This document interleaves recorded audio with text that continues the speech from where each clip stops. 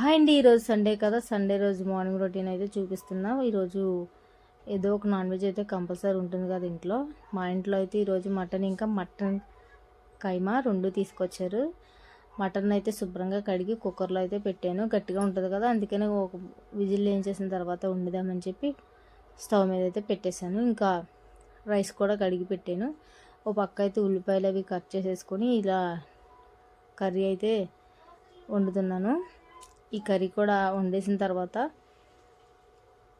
ఇంకా కీమా కర్రీ ఉంది కదా, దానికోసం కూడా మళ్ళీ ఆనియన్స్ అయితే కట్ చేసేసి అది కూడా శుభ్రంగా కడిగేసి ఆ కర్రీ కూడా వండడం స్టార్ట్ చేశాను. ఇంకా 2 కర్రీస్ అయితే అయిపోయాయి. ఇదిగోండి ఇలా సింపుల్గానే వండేసాను. వండేసిన తర్వాత అయితే పిల్లలకైతే అన్నం పెట్టేశాను. అన్నం తినేసిన తర్వాత అయితే ఇంకా తెలిసిన వాళ్ళు ఈరోజు మాకు ఒక పనసకాయ అయితే పంపించారు. ఇంకా అది ముగ్గుపోయి అయితే మంచి స్మెల్ వస్తుంది. ఇంకా కట్ చేసేసాము దాన్ని కూడా. ఇంక ఈ కాయ కట్ చేసి తొనలన్నీ తీసి ఇంకా పిల్లలు పెడితే తిన్నారు. ఈరోజు హాలిడే కదండి, ఇంట్లోనే ఉన్నారు. ఇదిగోండి బాగా ముగ్గి మంచి వాసన అయితే వచ్చింది.